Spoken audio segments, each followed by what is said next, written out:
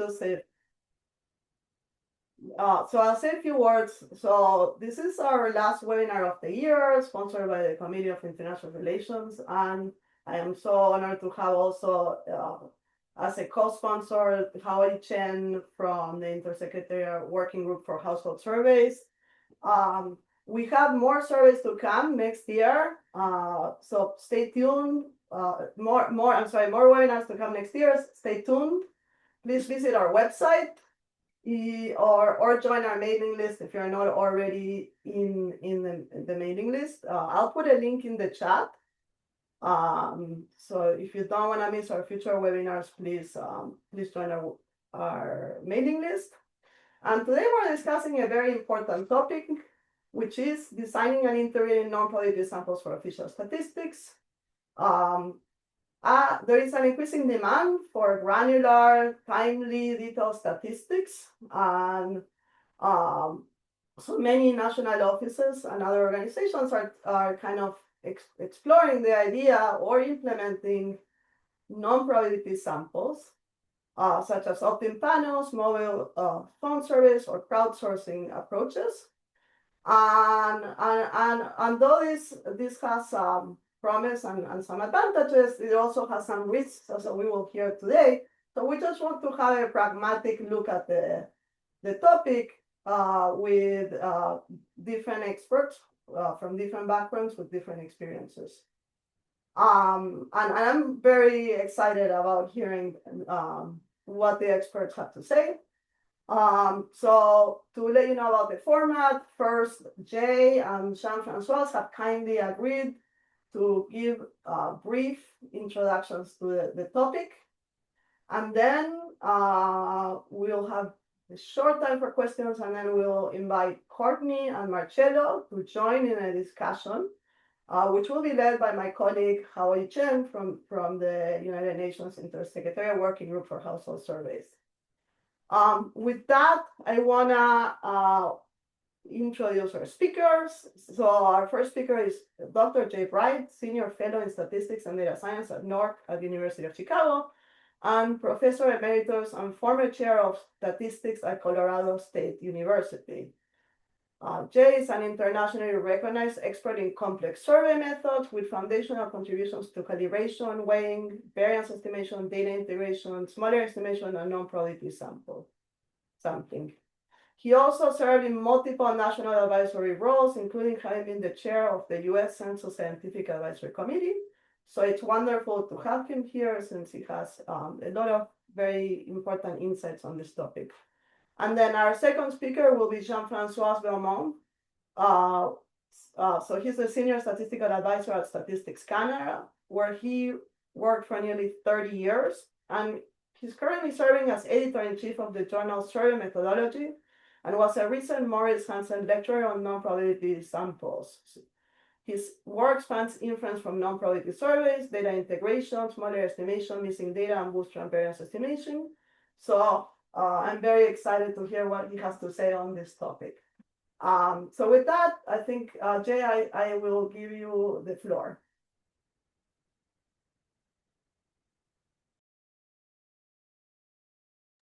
Thanks very much, Carolina. Are you seeing my screen? Yes. Excellent. Okay, thank you. So welcome, everyone. I'm joining from Fort Collins, Colorado, where it's fairly early in the morning, and I will jump right in with just a bit of notation. So this is meant to be introductory for a fairly general audience, but I need a little bit of notation. We've got a finite population of capital N elements, and these could be households or establishments or people or something else. And our inferential target involves a study variable of interest, which I've generically denoted by Y sub k. If we could just measure that and add it up over the entire finite population, we'd be done. That would be our inferential target, a finite population total. And that's typically impractical, so we need to draw a sample denoted by A here. And for me, A will be a probability sample. So I will introduce randomness into the problem by drawing a random sample. So these A sub k's, which are binary indicators for sample membership, are random variables. AK is 1 with probability pi ka. if K is in the sample, and 0 with probability 1 minus pi Ka if K is not in the sample. And this will be a probability sample provided these pi Kas are strictly positive for all K in the universe so that everybody has some chance of being selected. So that leads to our minimal conditions for unbiased estimation. Under standard conditions, if we've got a probability sample with those positive probabilities of selection, then the only other thing we need is that we need to know those probabilities of selection, at least for the sampled elements themselves. Because if we've got those two conditions, then it's feasible to form this estimator, the sum over the sample of the YKs divided by the pi Kas. So they've just been weighted by their inverse probabilities of selection. We can sum those over the sample.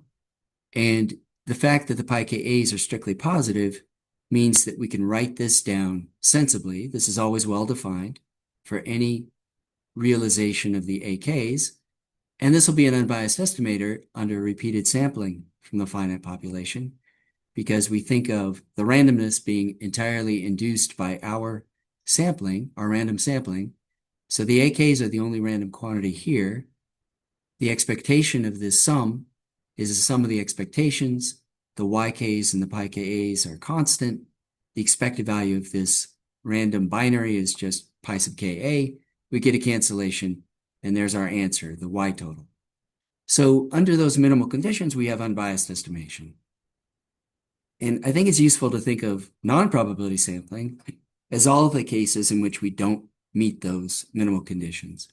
So, excuse me, either we've got 0 probabilities of inclusion for some population elements, or we've got unknown probabilities of inclusion for some sampled elements. Either of those we can think of as situations where we're considering non-probability samples.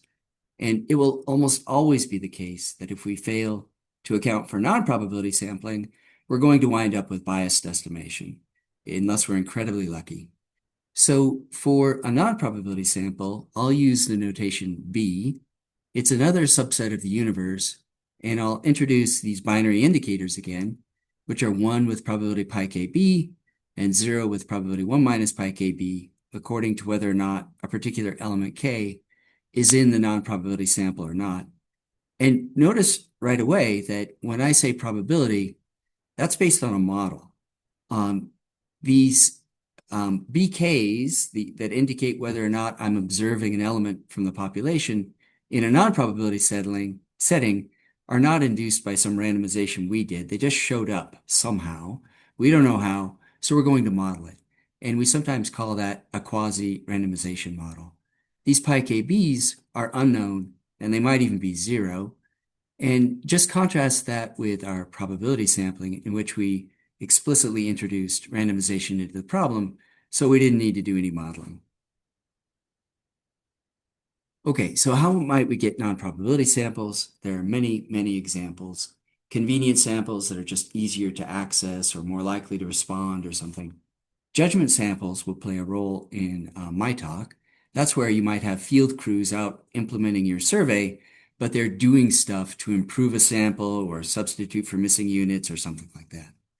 There are respondent-driven samples where participants recruit other willing participants from among their acquaintances, and lots of other examples. Quota samples. You might think of administrative or commercial databases as a set of data that you've got, but it's not always clear how you got it, how people wound up in the database, or how the units wound up in the database. You might have a probability sample that was well designed, but somewhere along the line, something went wrong. It's effectively broken. You might have online samples with an opt-in component, and there are many, many other examples. But in each of those examples, we wind up with the question, what does this non-probability sample represent? And that's usually not the problem with good probability samples. They are representative, and we know what they represent. We've done a careful job of understanding the sampling error, which is induced by our randomization, the thing we designed. So the sampling error is typically precisely controlled and described. The other errors that we know are present in surveys, we've been careful to study them and to mitigate them to the degree that we can. And then at the end of the day, we wind up with some sampling weights that have been very carefully constructed to reflect the part of the population that's represented by the sample. So we sort of trust this inference. It's rigorous. It's the best we can do at yielding safe and defensible inferences. And the downside of all that is that it's often time-consuming and expensive. On the other hand, non-probability samples are typically not representative of any population. They're not designed to be representative in any way. We typically have minimal control of non-observation errors that are always present in studying finite populations. It's not clear what part of the population is represented in any sense by the sample, and it's therefore dangerous to try to do any inference directly because of the likely selection bias that's present in that non-probability sample. And the flip side is that it's often fast and cheap. So in my work, it's essentially always the case that I'm combining probability and non-probability samples. So never just trying to do something with a pure non-probability sample. So assume we've got both an A and a B, probability and non-probability, and look for a trade-off. The low bias, but high cost and small sample size of a typical probability sample A versus the high bias, but low cost and large sample size of a non-probability sample B. And assume that for both the A sample and the B sample, we've got an auxiliary vector xk, and an implicit assumption through all of this is that these xk's are sufficiently rich to explain how participants wind up in B, to explain the non-probability mechanism. So then I want to talk about two different versions of this problem. In the first version, yk is observed only for B. And when we do that, we often call that data integration. And the other case, yk is observed for both A and B. And in that case, that's sometimes called data fusion. So methods for both those problems are related, and I'll talk very briefly about each of those. But the general idea in either case is that we need to somehow borrow the representation that we've created for our probability sample and apply it to the non-probability sample that doesn't have that representation. So here's a typical data integration problem where I've got a probability sample A, and I've got my auxiliary vector xk available for the probability sample, and I've got a sampling weight, but I'm missing yk because this is a data integration problem. And yk is what I'm really interested in. I've got it on B, but not on A. So if I think of this as a missing data problem, I could imagine that I could just impute the values for the YKs.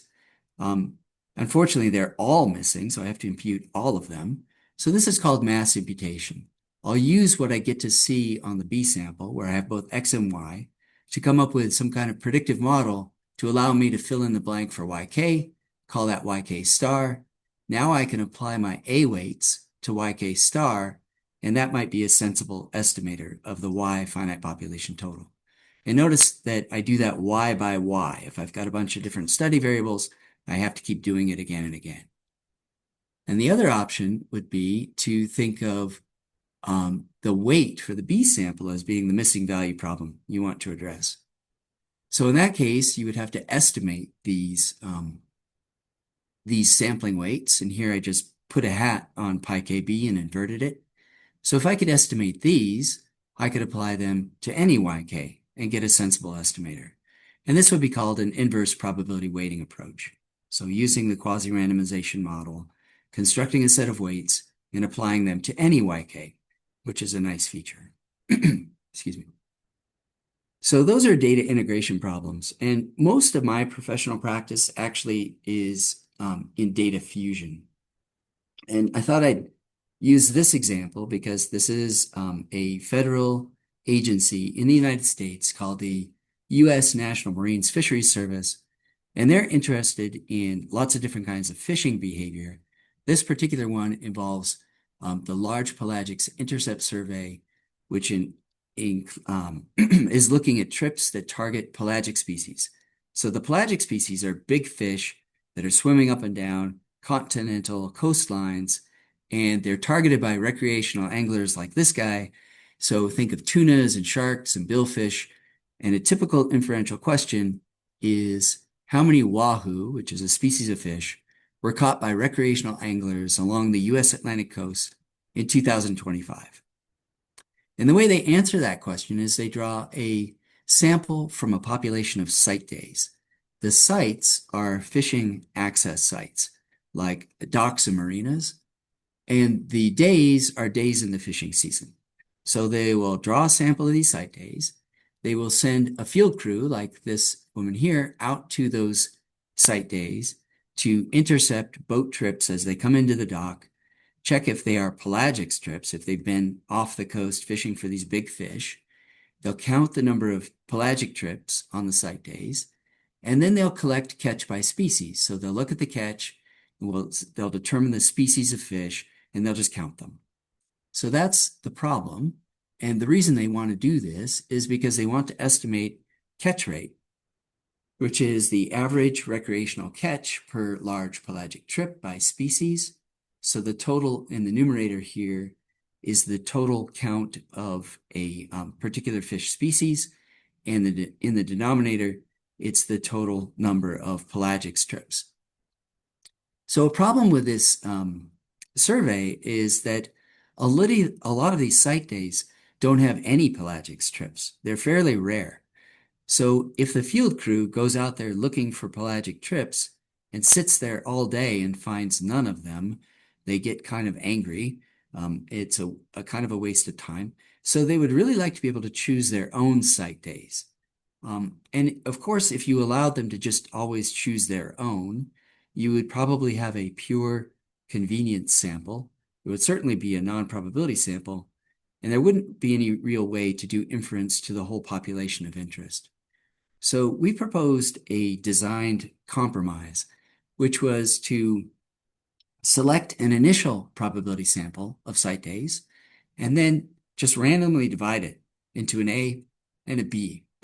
And then A would be maintained as a strict probability sample with known inclusion probabilities, pi Ka, that are strictly positive.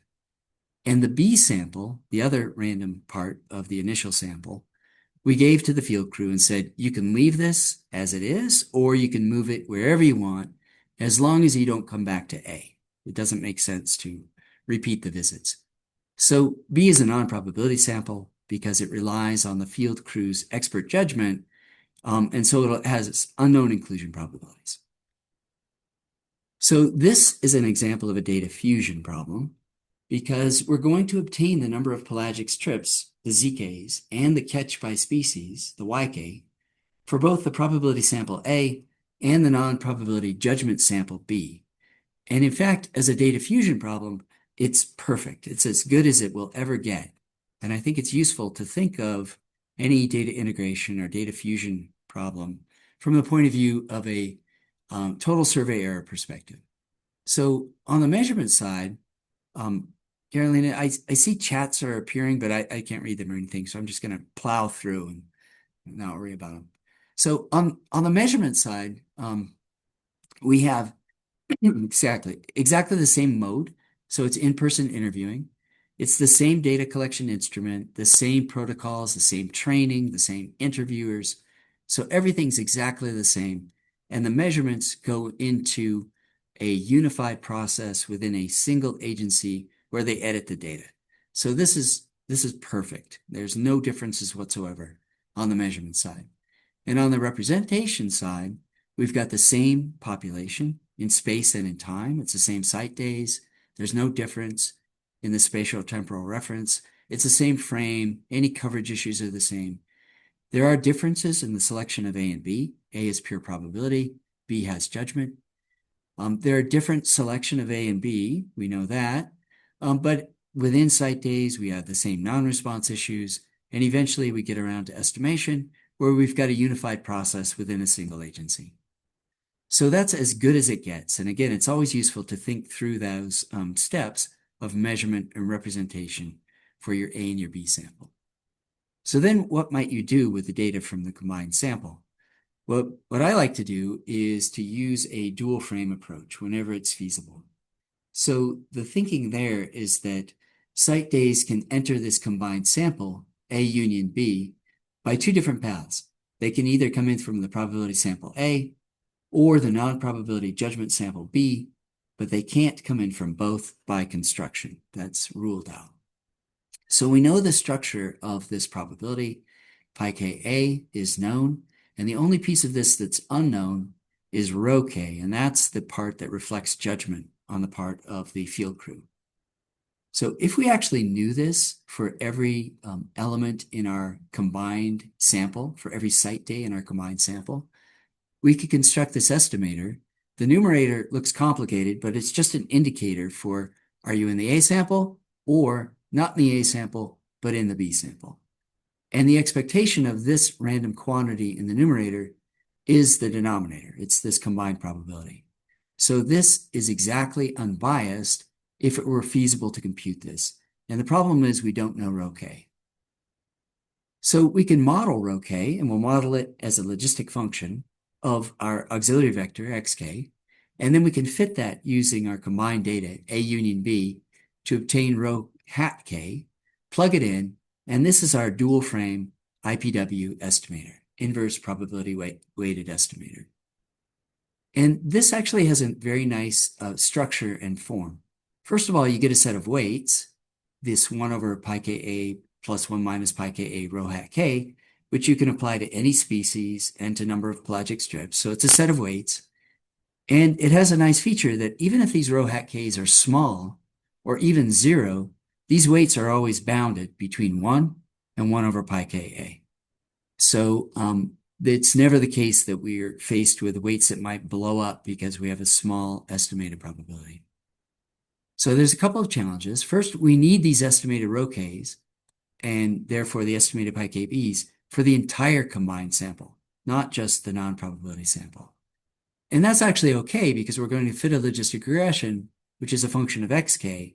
So we can just plug in the xk's and we can get those everywhere. And the second thing is that we need to know the pi ka's, not just for the A sample like we usually do, but also for the B sample. And that's okay in this case because we've designed a lot of this structure. So we know these pi ka's. Sometimes those won't be readily known and we'll have to either predict them or impute them somehow. But in this case, we know them pretty readily. So we developed this methodology. This is joint work with my colleague Chen-Min Wang at NORC and tested it using extensive Monte Carlo. So to do that, we started off with historical data from the survey to create a population with 30 strata and over 57,000 site days. Each of those has a known pressure, which is an index of expected fishing activity. And then using the pressure, we simulated trips, the ZK using a zero inflated Poisson, which is fairly realistic. You get lots of zeros because lots of site days have no trips. And then given the trips, we simulated catch from 11 different made-up fish species that have different functional relationships with the number of trips.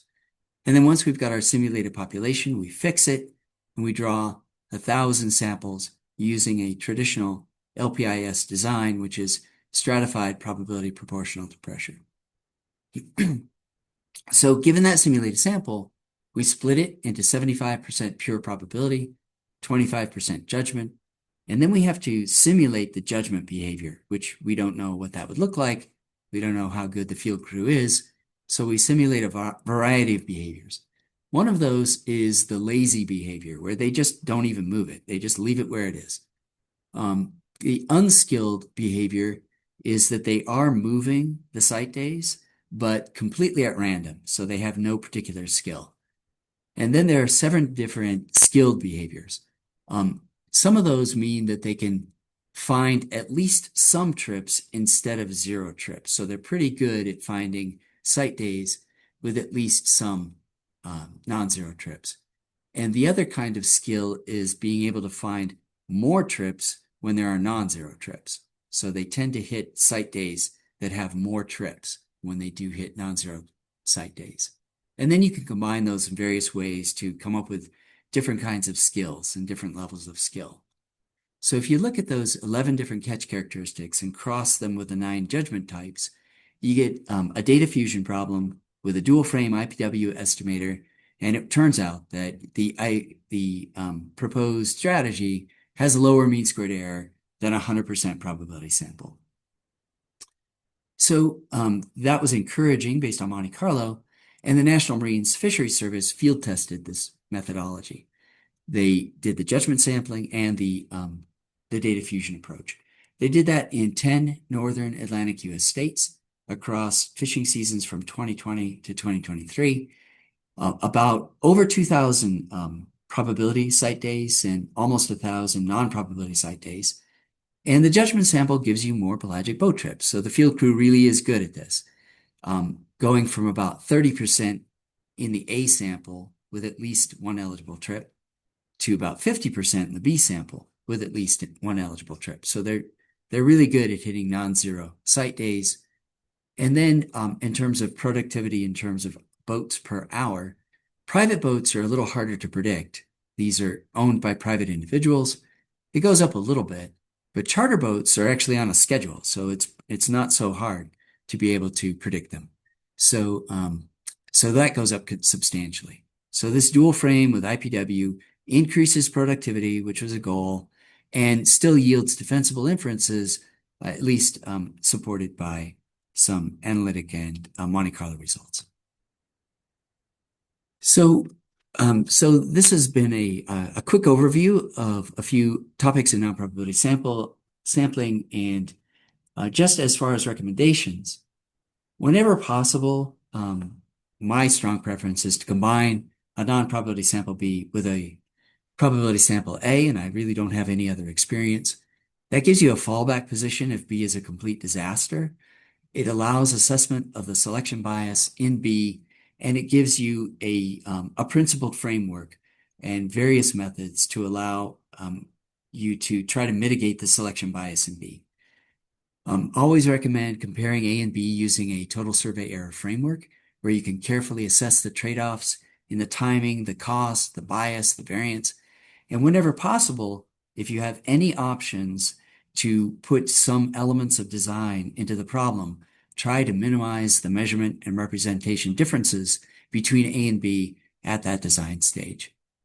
And then finally, whenever possible, if you can, opt for data fusion over data integration. I've been lucky to work on data fusion problems. That's our typical practice at NORC, my research institute where I work. You always have safer inferences if you've got the YKs for both a probability and a non-probability sample.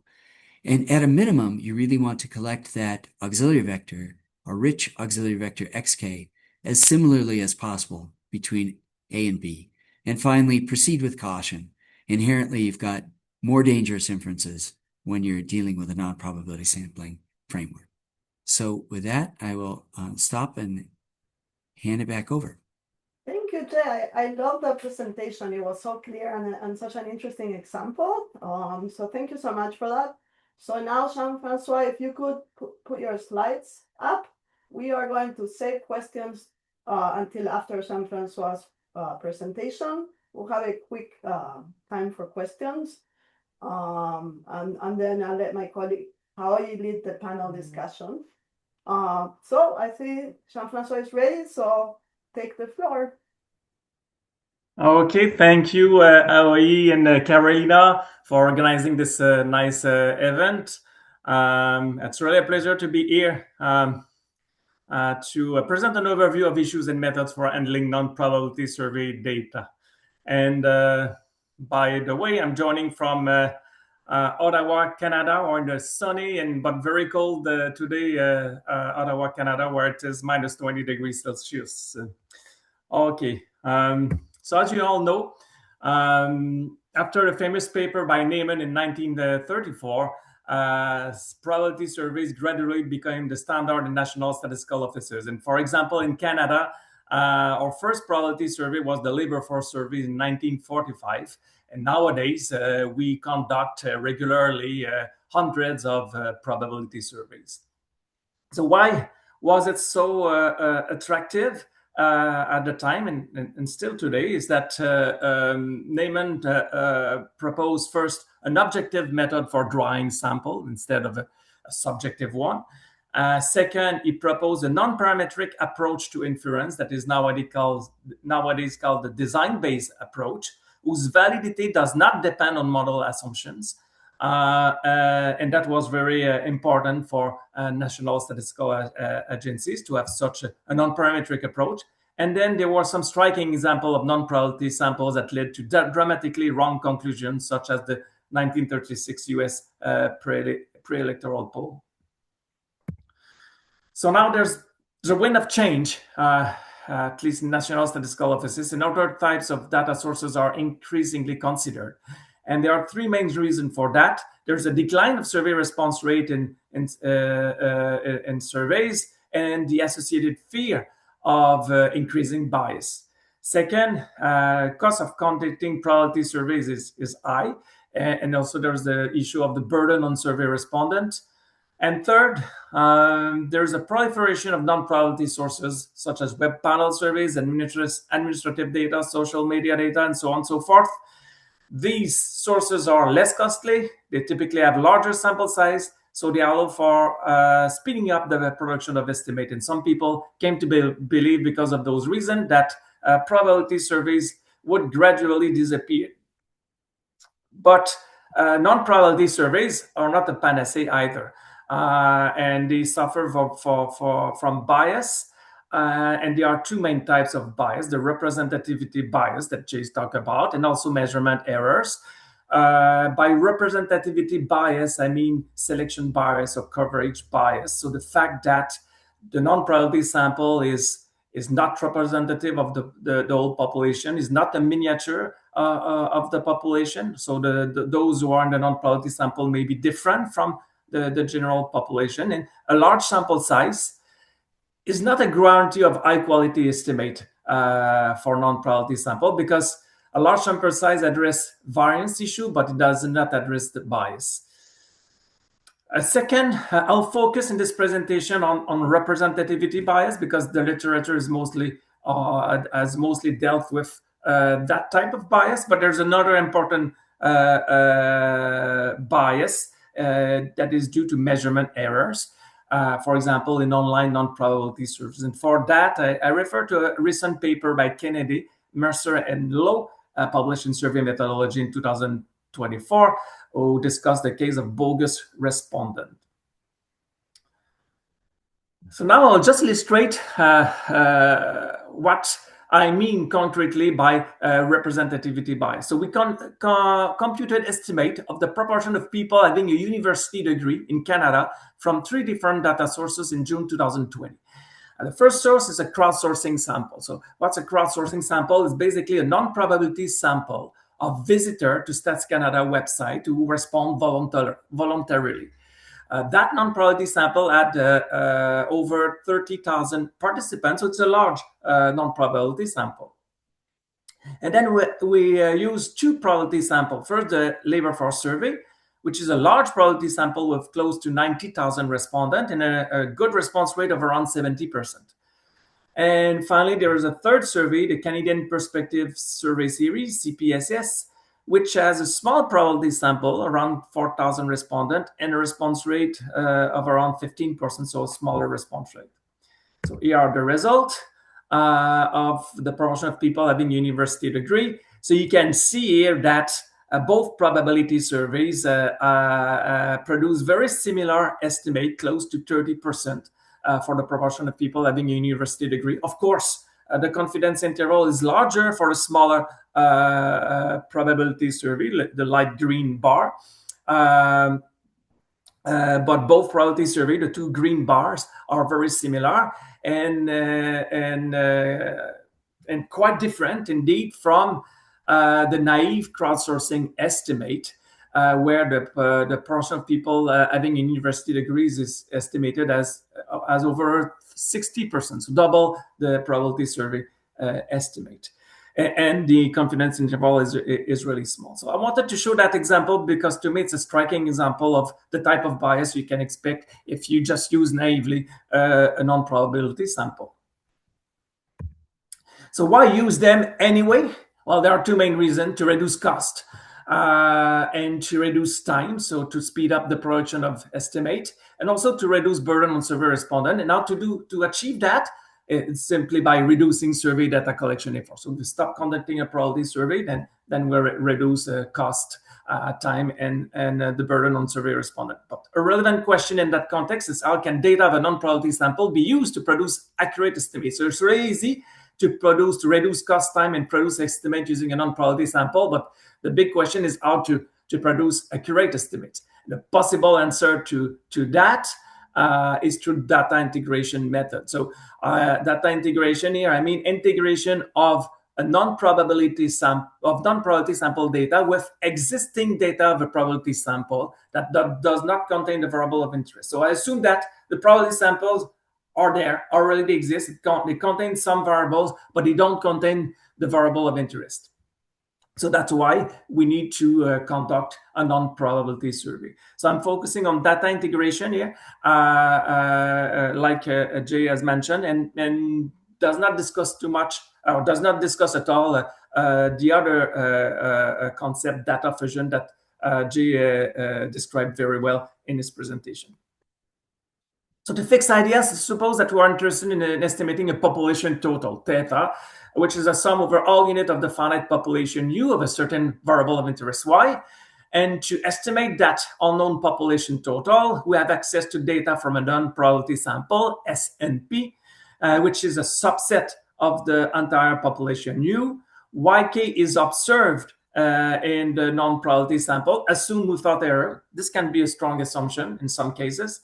And we also assume that a vector of auxiliary variable is observed, denoted by xk, and we denote by delta k, the indicator of inclusion in the non-probability sample. So notation is slightly different from Jay's notation.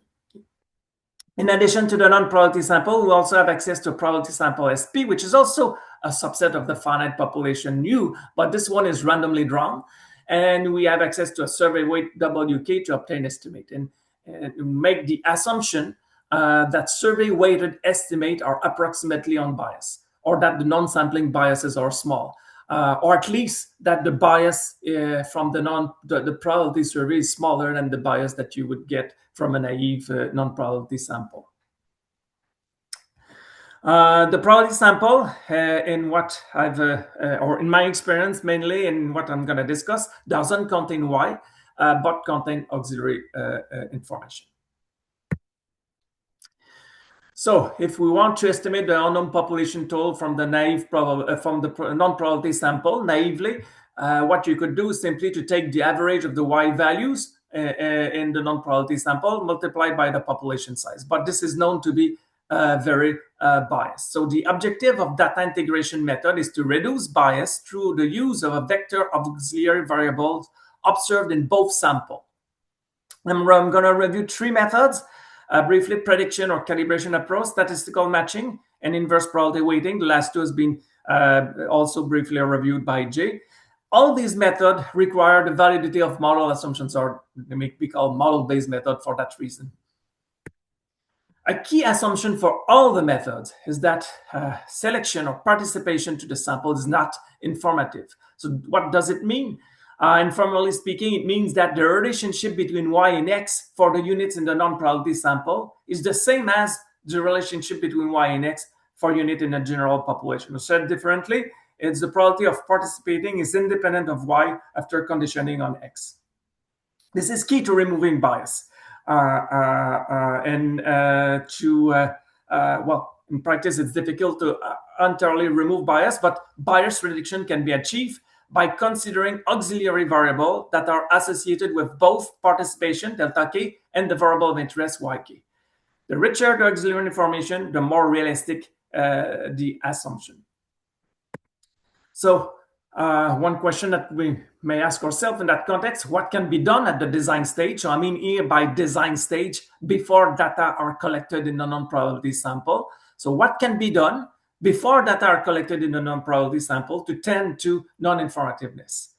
This is the same as asking ourselves what auxiliary information would be useful to have in the non-probability sample that is already available in an existing probability sample. So we have already some information in an existing probability sample, and we want to see could we have the same information in the non-probability sample so that we can use these variables as auxiliary variable. So subject matter specialists or experts may be involved in that reflection, and maybe we can come up with a few questions that we may add to the non-probability sample questionnaires. I put here a few because often we don't want to have too long questionnaire because of the risk that people decide not to participate or does not respond to does not filling the questionnaire very well.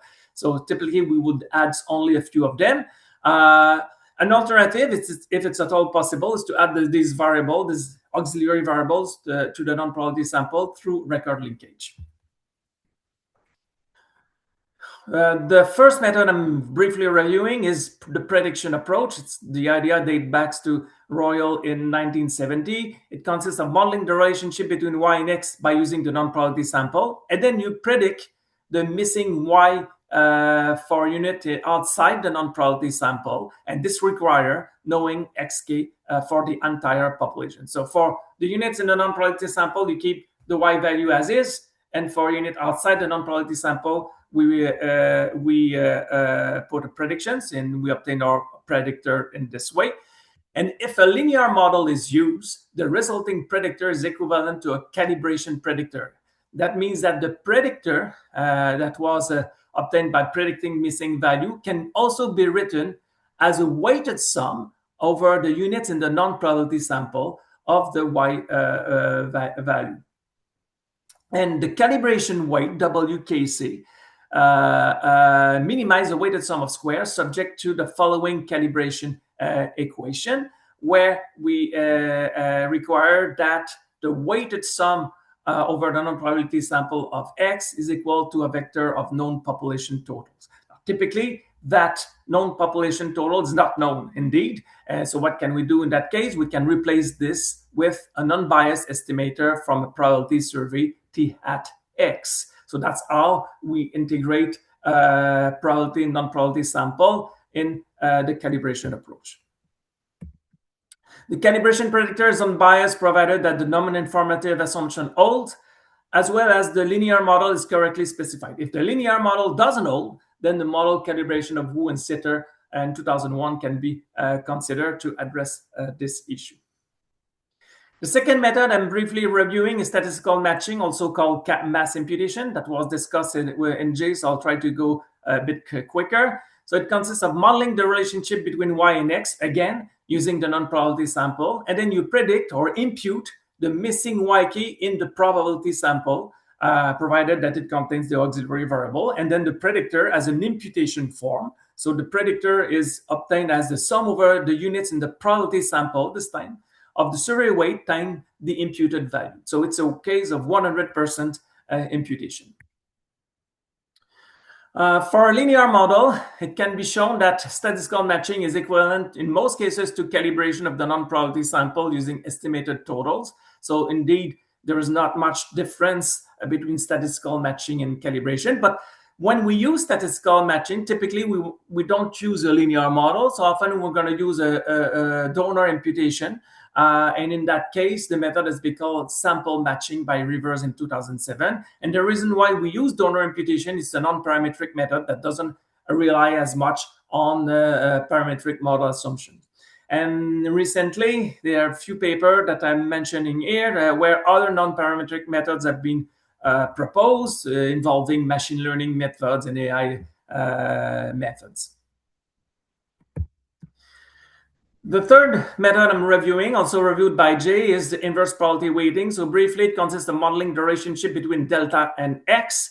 You estimate the participation probability, PK, the probability that delta K is equal to 1 given X, and then you obtain the estimator of theta by weighting each unit in the non-probability sample by the inverse of the estimated participation probability. And if you want to have more precision and obtain a double robustness property, you can further calibrate the inverse probability weight exactly the same way as you would calibrate the weight in a probability survey. So what is the main advantage of inverse probability weighting? So to me, it simplifies the modeling effort when there are many variables of interest. So if you use statistical matching, for example, and you have many variables of interest, in principle, you should model each variable of interest separately. So in that case, in the case of inverse probability weighting, there is only one participation indicator to model. So it simplified the modeling effort. But the downside of that is that it may be less efficient than methods that model the relationship between y and x. The main assumption for inverse probability weighting, again, non-informative selection or participation, and also it's assumed that participation probability is strictly greater than 0. Often a parametric model is considered, such as the logistic model. In the case of a parametric model, the participation probability is equal to a known function of x, but an unknown vector of model parameters. So we need to estimate that unknown vector of model parameters alpha to get the estimated participation probability. So how to estimate alpha? That's a big question. So you can use maximum likelihood. It requires knowing xk for the entire population, so it might not always be the case. That's why Chen Li and Wu in 2020 proposed the pseudo maximum likelihood method that appears to be somewhat popular. It requires knowing xk in a probability sample. But it's shown in some recent simulation study that it's inefficient when the probability sample is small. And it's because it doesn't use efficiently the available auxiliary information. So there are more efficient alternatives that has been recently proposed that better use the available auxiliary information.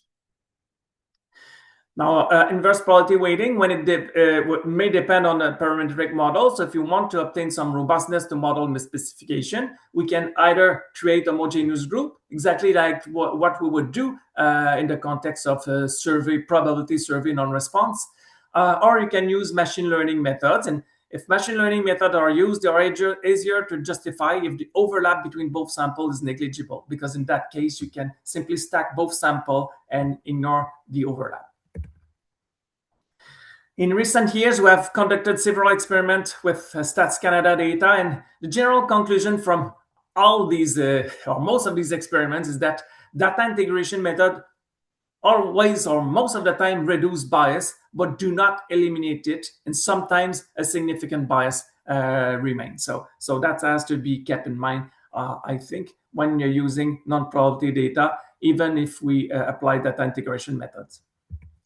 And a brief conclusion of this quick presentation. So data integration method requires the validity of model assumptions. So it's therefore essential to plan sufficient time and resources for modeling, as recommended in the paper by Baker et al. In 2013. So should these data integration method be used? Well, their main advantages is that they reduce burden and cost and improve timeliness. So these are great advantages, but they come with a main disadvantage of lower accuracy unless assumptions are satisfied, but you are never sure that all the assumptions are entirely satisfied, and some are not very easy to satisfy, to verify anyway. So it really, at the end of the day, it depends on the objectives and how important accuracy is compared with cost and timeliness. I guess I must be at the end of the presentation. I've put just the reference, a few review paper for those who are interested, and some cited reference in this presentation. I'll keep the rest for the discussion later. Thank you very much. I'll stop sharing. Thank you, Jean-François, for another really great presentation, really informative. So I think that we are going to save questions till the end, since we're running a tiny bit behind and we want to make sure the other panelists get a chance to talk. Jay kindly has answered some of the questions via the Q&A. So with that, I am going to let my colleague, Haoyi, introduce the other panelists. Haoyi, thank you. Can you hear me? Yes. Yeah, okay, great. Thank you so much, Carolina. Thank you, Jay, and thank you, Jean-François, for the first half, excellent first half of the session. And now we're moving into interactive panel. We'll have all panelists. So we'll have Courtney Kennedy, and she's the Vice President of Methods and Innovation at Pew Research Center. And she'll tell us a little bit more about her work and Pew. And then Marcelo Pita, who's the Coordinator at Quantitative Methods at NIC-BR. And there's another one, sorry. I'll leave it to you, Marcelo, to explain what you do. It's a very interesting model in Brazil as well. And we also like to invite both Jay and Jean-François back for the panel. So we will have 2 rounds of questions. We aim to have 2 rounds of questions and with a take-home message at the end as a third one. And then if we have more time, and then we can go on the third round of questions. So for the first round, Courtney, I'll come to you. First of all, I love the short video you made about representation and biases, explaining why we failed 3 times of the presidential election in terms of prediction. Can you hear me? Yes. Okay, great. So I loved it. Can you say a few words about yourself, your work, and the Pew Research? And share with us an example about non-probability survey that you have worked with, involved with, and why. Certainly. Yeah. Thank you. And I'd like to thank the presenters, Jay and Jean-François. Those are fantastic presentations. So I just want to make sure the audience knows I bring a very different perspective to this conversation. When I talk to statistical audiences like the ASA, I want to emphasize how non-probability surveys look in my line of work, which is really public opinion polling, is quite different from how it tends to look in the federal survey space. So I just want to acknowledge my perspective is very different here. In public opinion polling, non-probability always means that someone's using a commercial online non-probability panel. And those commercial online non-probability panels come with a host of challenges that are very different, I think, from what Jay was talking about and a lot of what Jean-François was talking about. So I just want to acknowledge like that's really the context for my perspective in my comments. And a lot of the challenges that I reflect on probably don't generalize to, the innovations and the approaches that they were describing. So I want to be very clear about that. But hopefully my perspective is helpful in this conversation because, those commercial online non-probability panels are very popular, right? They are a big part of the non-probability landscape. So I'm happy to say a bit about it. In terms of, where I've engaged, we've been doing a lot of work examining the extent to which those types of non-probability surveys have really shown a pattern overestimating rare outcomes, whether that be attitudes or behaviors.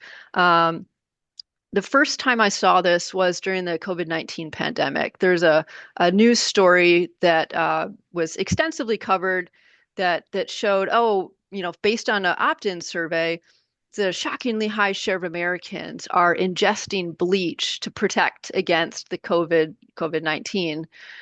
Fortunately, some scholars at Columbia looked at that and they said, it's an online non-probability survey. It's claiming this rare thing. Well, we know because of the positivity bias, because of the measurement error, the specific measurement error, it's pretty well documented in these non-probability surveys, that might not be true. So they followed up and they found, that headline is actually completely false.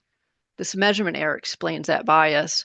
And then more recently, there was a headline in The Economist claiming that 1 in 5 young adults in the US think the Holocaust never happened. And my colleague Andrew Mercer and I, we saw that headline. We thought, okay, that's an online commercial non-probability panel. It's claiming a shockingly high share, believing this rare outcome. This positivity bias tends to be most severe for estimates for young people. This might not be true. So we ran that same estimate on a probability-based panel.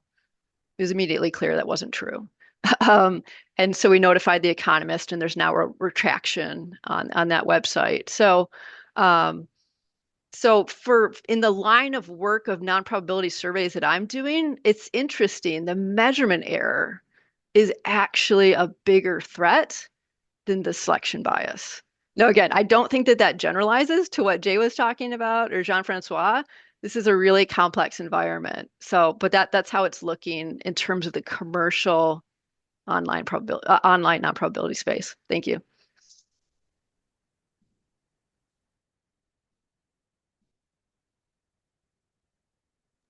I think you're muted. You're on mute, Howie. Oh, sorry. Thank you, Courtney, for pointing out the difference between your work and also the official statistics, how they're different. Now I come to Marcelo. Marcelo, so same question to you. Introduce yourself, and Nick BR and Satik BR, and the non-probabilistic survey that you've been working with. Why First are of you all, doing that? thank for the invitation. My name is Marcelo Pipa. I'm a statistician. Nick.br is a non-profit organization in Brazil. I'm joining from São Paulo, Brazil. And this non-profit organization is responsible for collecting data about information and communication technologies, the use and appropriation by people, enterprise, health facilities, schools. We conduct 10 traditional probabilistic surveys providing results for the Brazil, the whole country. I believe, I mean, in my experience, what we've been doing with probability surveys is something in the middle between what Courtney just said and what Jean-François and Jay Brait greatly presented. During the COVID, the pandemic, we needed information about internet use for the population of Brazil, the whole population. But we were not able to conduct our traditional household survey. In order to overcome that, we opt for web panel data collection, but we didn't have a panel ourselves, a probability panel. So we needed to hire and to buy outsourced company, to ask an outsourced company to collect information for us. In order to do that, we designed the questionnaire and the sample the best we can. We asked for a quota sample based on social demographics characteristics, and included in the questionnaire a lot of questions that were the same as our last household probabilistic survey. We were able to use inverse probability sampling and calibration to update totals, to manage and give weights to the panel. But on our first 4 panels, they were conducted between 2020 and the middle of 2021. They did not cover all the target population we desired. We were able to identify some bias regarding the propensity of being an internet user. Because we have a traditional probabilistic survey, we were able to model the propensity of a Brazilian person to be an internet user. And we, based on this model, we compared the propensity of the traditional survey that we had in the past, it was in the end of 2019, with the propensities we were able to measure with the data we collect from the panel. And the real challenge was not designing and combining the probability and non-probability sample, but was to disseminate the result, saying and providing to the press and the policymakers that our panel was able to represent around 8% of the Brazilian internet users, not all of them. And the difference in the profile of the users that the panel was able to represent in the beginning, the 4 initial panels. In 2022, we introduced a new quota for the company, and the quota is based on the propensity of being internet user, the updated results from the 2022 traditional survey. This allows us to have a panel, and we are using this panel nowadays to collect information about new subjects, new themes among the internet users, to collect information and to test questions before introducing them to the traditional survey. And that's that's our experience in using panel. Something between what Courtney said and something between what the professors presented. Thank you. Thank you so much, Marcelo. So we hear from you the most challenging part is actually communicating the results with the public and the government as well. and from currently is the measurement error. Now I would like to turn to Jay and Jean-François. I mean, thank you so much for your presentation. So we've heard about your work. You gave a little bit about you gave us example as well. I'd like to weave in one or two of the questions that was raised in the Q&A session. Is both of you talk about how to design that non-probabilistic survey carefully so we can do something about it, integrating better with probability survey. So two questions. One is the question about when your probability survey has very low response rates, and is it still useful to use that to integrate with non-probabilitics? What are you going to do about it? Second is the when you have no control over that non-probabilistic sample, social media data, for example. Can we do anything about it? I'll try to say something about that.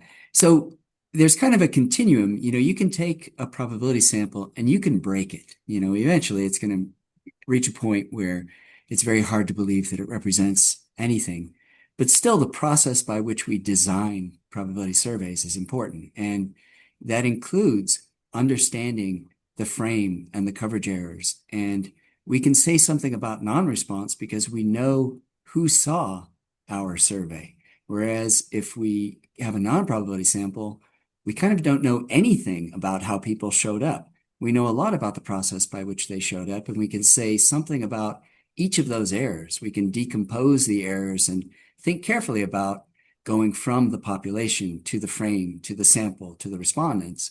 And we just really can't do that in a non-probability sample because none of that's present for us. So even a pretty low response rate on a probability survey, we can say something about the errors, the sequence by which we reach that point, which we typically cannot do for a non-probability sample. So I still, in my heart, like probability samples for all that they offer and the rigor behind them, even when they have low response rates. And I wanted to say, this may not be directly relevant, but it has something to do with the measurement issues that Courtney was talking about.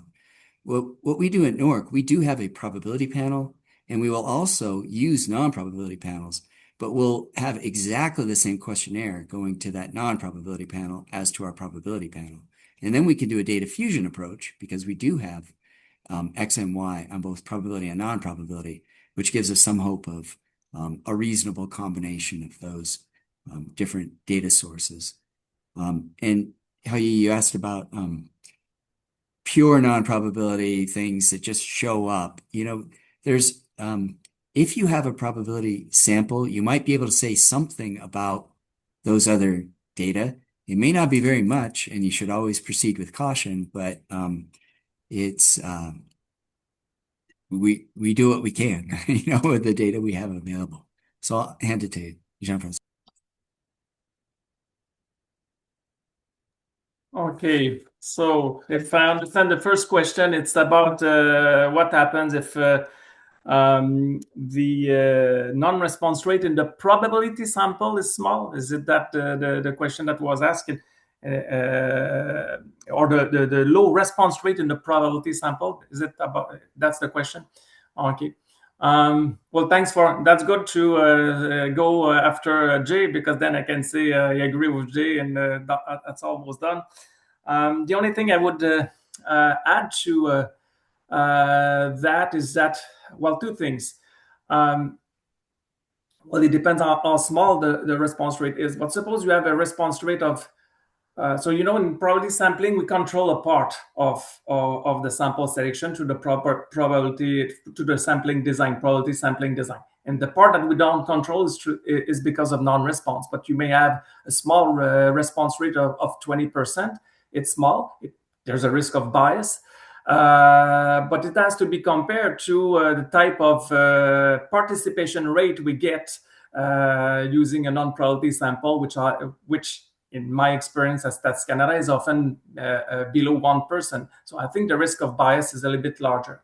And the second point is that often with probability surveys, we make all sorts of efforts to get to the difficult to reach respondents. So there's all sort of effort at the data collection stage to get the difficult respondent and try to minimize the bias.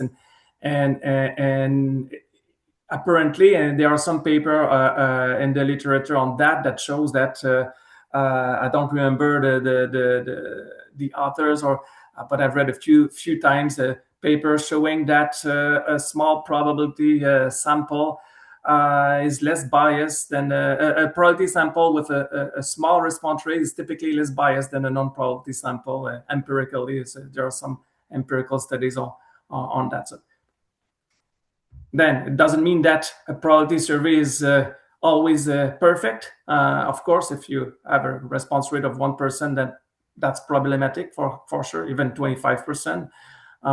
But it typically tends to be less biased than a non-probability sample. And the second question was about using a pure non-probability sample. Is it that? We don't do that. We've never done that. It's so well known in the literature that it can be biased. So I don't have much more to say beyond what Jay has already talked about on this point. Thank you so much. I'll come back to you, especially on official statistics side. Not very few later on, when very few NSOs can afford to do experimentation. Now let's move on to the second round of questions. I know I'm deviating a little bit from the questions and original post questions, but Curtly, let me turn to you. You mentioned about measurement errors. That's a huge challenge for web panels. And I know there are a lot of discussion about bots responding to web panels as well. So maybe you can help us, give us a little hint on what anything we could do about it. Yeah, that's a great question. And that actually, that question of bots is what spurred my initial interest into studying, sort of this measurement error and bogus respondents in commercial non-probability samples about 5 years ago, because then you had these non-probability panel vendors really concerned about the bots problem. And we did some research into, are these really problematic cases more humans giving garbage data, or are they automated, or are they bots? 5 years ago, our research and a lot of research of others suggested then, there might be some bots, but I would say the majority of the evidence suggested that most of these bad cases were actually probably humans giving bad data just with like no effort, right? Because in this space of the commercial non-prop panels, there's this financial incentive to do the highest volume of surveys you can and get the financial rewards. And again, that sort of incentive structure that doesn't exist in the sort of context that Jay and Jean-Francois were speaking to. But it's interesting to your question.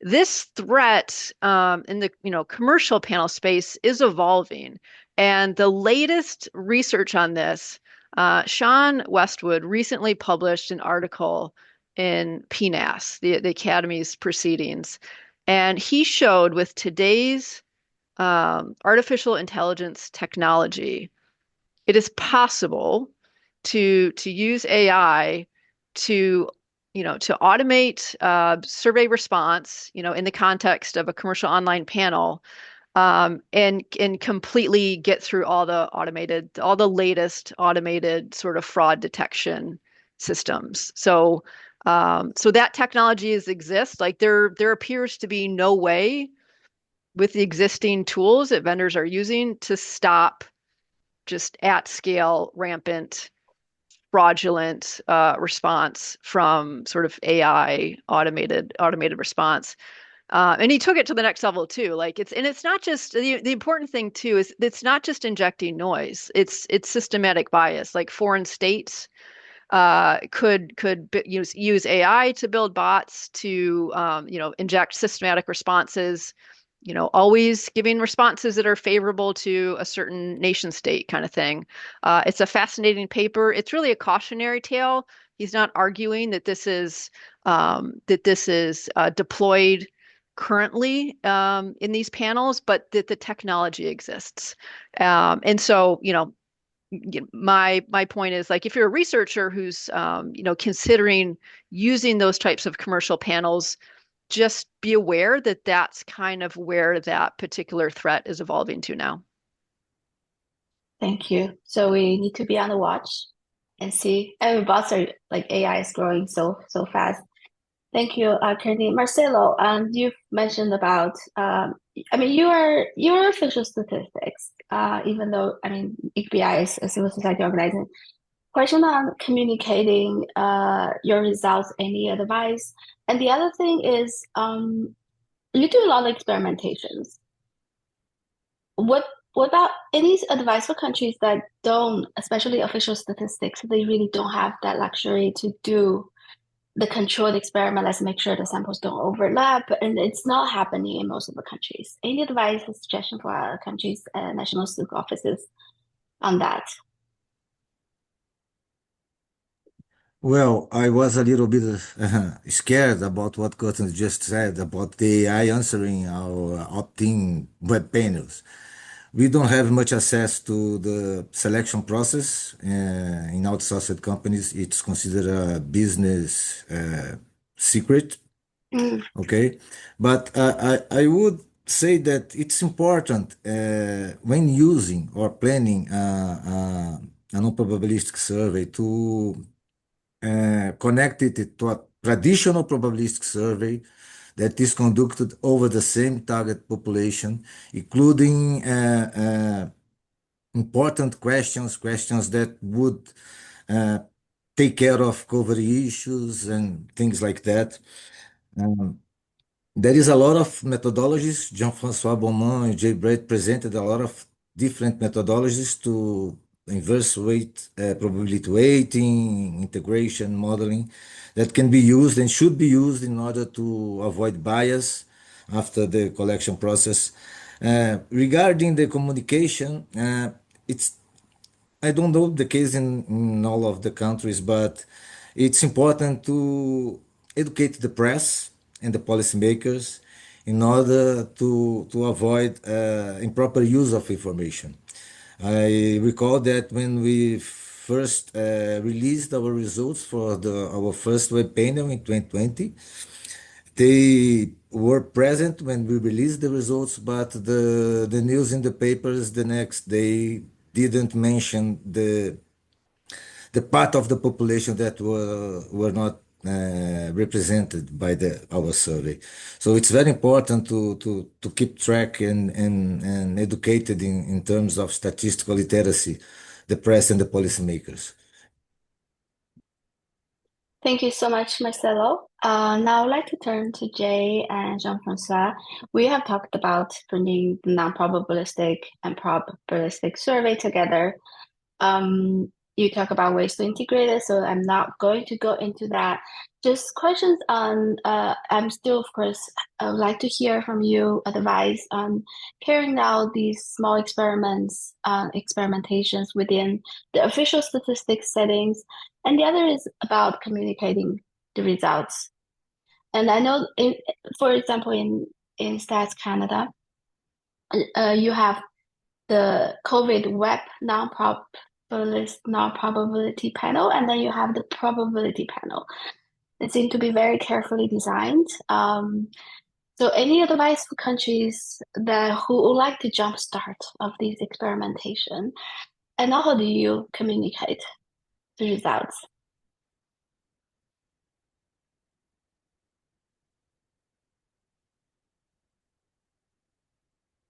Okay, I guess I can start with the communication part. To tell the truth, we stopped a little bit doing, well, not stop, but we slow down a bit of doing crowdsourcing samples and non-probability samples. But at the beginning of the pandemic, that was really a key thing because it was not possible to conduct a probability survey. So for reason of cost and timeliness, there was no other choices than that.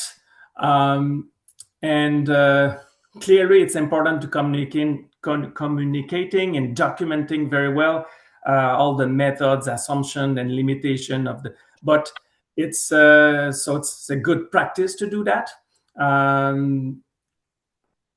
Well, given that we know that not all users will read the documentation carefully and the limitation, and then there's the risk that the user will treat the non-probability sample estimate as if they were estimate from a probability survey. So that's but at least in terms of for transparency reason, it's good that all the limitation assumption be carefully documented. And in the context at StatsCan, what those who were, I was involved more in the research of the side of the, but those who were involved in more in the production side of the what they did to try to avoid the confusion between a non-probability sample and probability samples, they changed the terminology. So they stopped. So we changed actually as Stats Canada the terminology between the so not calling it a sample, for example, just to avoid the confusion that it's clearly not a probability sample. So that's one of the things that has been part of the communication strategies, to change the terminology and use different word. So participation instead of selection and things like that. Make sure that it's not. So does it help? Probably. But as I said, there's always the risk that user will use a non-probability sample and close their eyes and take it as if it was a probability sample, and there's a big risk of bias, of course, regarding that. First question was about our experimentation. So I guess I kind of covered that through my first response. So I guess in the interest of time, it's probably better that I give some time to Jay to respond to that question as well. Yeah, thanks. So regarding the question of communication, I think Jean-Francois answered that really well. You really have to be transparent about the limitations of these non-probability surveys, exactly. And I like the idea of calling them, I even try to say participation and not selection, because there's really no selection mechanism. But great points there about communication.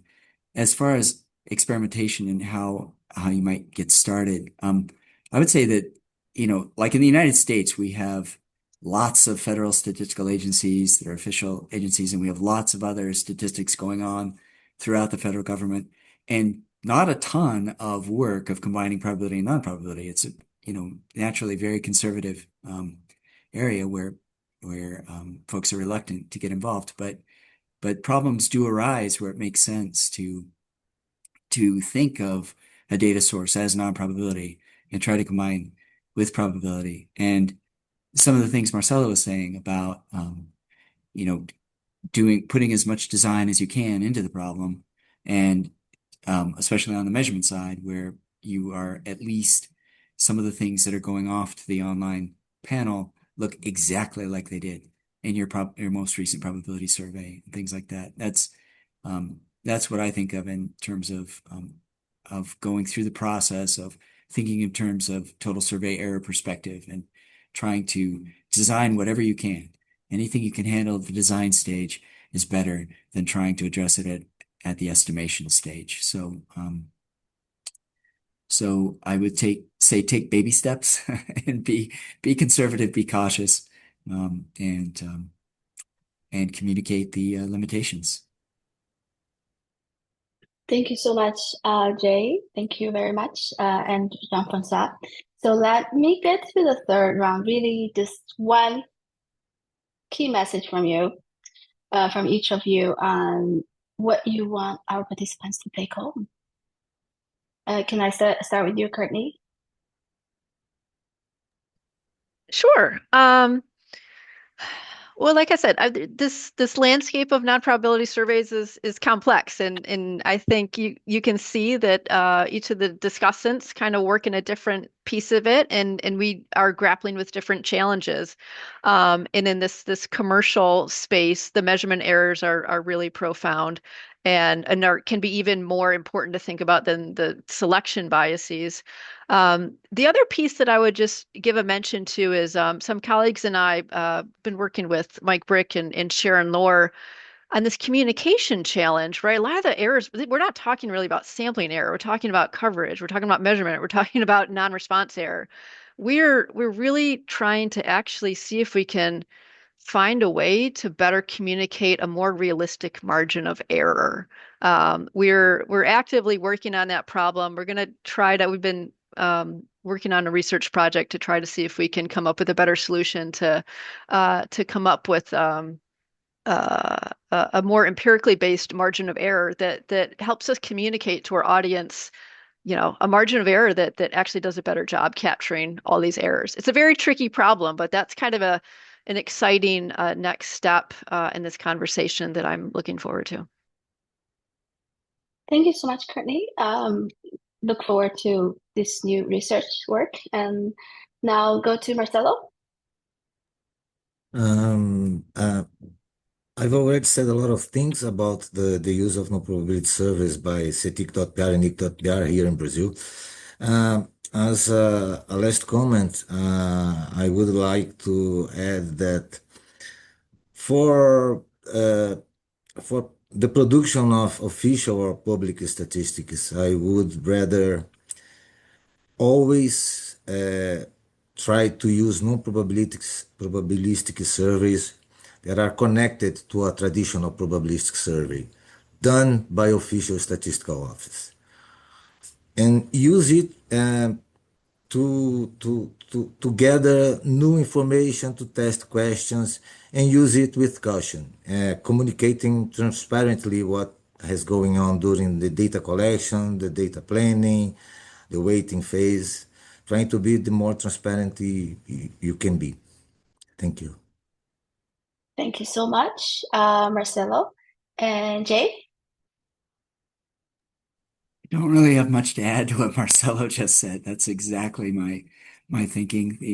These are inherently more dangerous inferences when you're trying to include non-probability sampling in your inference about a finite population. So whatever you can do to carefully address those issues, and the best way to do that, I think, is to pair it with a quality probability sample. But that's my only experience. So, and I'm a probability sampler at heart. So I'll just agree with Marcelo and pass the torch. We all are, no? In many ways. And Jean-François? Well, I'll just say that I agree with everybody. So that's going to be simple. Well, actually, if I had a simple message or just one, is that non-probability surveys are not a panacea. So as everybody said, there are also sorts of source of biases, and we know that by experience that methods reduce bias but do not eliminate it, and sometimes a large bias remain. So they should replace probability survey only when cost and timeliness consideration become critical. That was the case at the beginning of pandemic. So Marcelo talked about it, and same thing in Canada. We conducted a few experiments at that time, but at the end of the day, I have to agree with Jay's. Well, it's always better if you have the resources and the time to do that. It's always better to collect the variable of interest in the probability surveys, and then you can use it as is, or maybe like Jay's mentioned in this presentation, by using data fusion method. But it's difficult to be better than collecting data from a probability sample if it's at all possible. That's it for me, I guess. Thank you. Thank you so much. We have 5 minutes left. We promised to have a Q&A session. I know. Thank you, and colleagues Jay and our panelists have been responding to questions on the chat, and also Q&A. So let me maybe invite our audience, if there are any question that hasn't been responded to. And we have been also putting down the questions from the audience. If we cannot respond to you at this moment, can I promise on behalf of our panelists that we'll come to you with the questions and then get responses from you and share with the audience. Any burning questions? Carolina, are we all done? Is our audience able to speak? I don't think that they can speak, and I mean, they might be able to raise their hands and then speak, but they can certainly put things in the chat. There are a few technical questions for Jay, which I'm not sure he answered yet. I know Jay, you'd like to. They're in the Q&A. Would you like to do that? In the meantime, if other people have questions that were not answered yet, please put them in either the chat or the Q&A now. This is like your last chance. You have this wonderful panel of experts here at your disposal, so please feel free to ask. But Jay, in the meantime, is there any question that you would like to answer from the Q&A that you haven't answered already? Yeah, I'm trying to glance through them. So there's some technical questions about pseudo likelihood that we used for the dual frame estimator, or in a case where we had no overlap by design in estimation of the judgment sample part of the inclusion probability. And so there's some technical issues that arise. You can construct a pseudo likelihood in different ways. And I responded to the chat and said quasi likelihood because I screwed up, but pseudo likelihood, it's the Chen Li and Wu approach. And you can manipulate that likelihood in different ways if you have different types of overlap, either known or unknown, whether or not you can deduplicate your A and B samples. In our particular case, A and B were disjoint by design, so we were able to use that directly. So that was a question. There were some other questions about, what sort of how do you estimate the variances, and I tried to respond to that in the chat. And what about the proportion of probability, non-probability? A question we often get, how much, if you're going to combine probability and non-probability, what would be the relative sample sizes? And we try to get as much probability as we can, because that's going to be the basis for inference. And then it kind of doesn't matter beyond that if you're combining in a data fusion context, because eventually you'll reach a point of you're not gaining much more information from the non-probability sample, but it's not yet dominating and destroying the representativeness of the probability sample. Thank you, Jay. There's a question for Courtney on removing imposters, non-attentive participants in the opt-in sample. I apologize. What was the question? Removing imposters and non-attentive sample points from the opt-in sample web serve panel. Can you remove them? You can try. Yeah, you can try. But so it's interesting. There's studies showing there's different solutions on the market. The different paid services on the market tend to flag different cases. So that doesn't give us much confidence that there's there's an approach that's going to catch all the bad cases, giving you those measurement errors, and will reliably get them out of the sample. It's very messy. Depending on which company you use to try to solve this problem, they get different cases. And there's a lot of studies showing that that even after you try to remove these bogus respondents who show these large measurement errors, that a lot of them get through many of these checks. The research that my colleagues and I have done has certainly found this. And yeah, the really scary thing in the PNAS paper that I posted in the chat is that the AI technology today can get through literally all of it. All of the CAPTCHAs, all of the mimicking people's type strokes, mimicking, grammatical errors, and literally everything. So I don't know. My goal wasn't to scare people, but just to give you a clear-eyed sense of what the challenge is. Thank you, Curly. I know you have to go. It is very scary. So with that, let's close the session. First of all, thank you so much, all the panelists, and we've heard a lot of advice, and your work always pair with, I'm not going to summarize, but probabilistic sample is still our way to go, and be careful, be cautious, start with baby step, and communicate them well. And child experimentation, start small, collect the variables of interest, if it's possible, if you have access to the other non-probabilistic survey data. Very exciting new challenges when AI comes into our world, and great to hear about the error framework. And our existing error framework might not be sufficient, so let's work on something new. Anything I've missed, Carolina? No, I think it was a really interesting discussion. I really enjoyed it. And yeah, lots of interesting challenges ahead. And I like the message that came through to be careful and cautious and to use probability samples aware of the risk and ideally combining them with so combining non-probability and probability samples. So that being said, out of respect for the speakers, I want to thank them once again. And I want to thank you all for coming. Stay tuned for the next webinar. Check our website. Thank you so much for a wonderful discussion. And we will see you next time. Thank you. And thank you, Carolina, for a great partner, being a great Yes, partner. thank you, Howie. Thank you, Alex Schmidt, who is the co-sponsor of this event and couldn't make it today, and ASA. Thank you, Donna.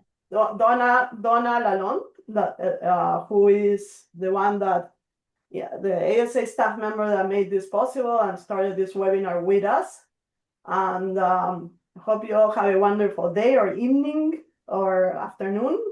And happy holidays.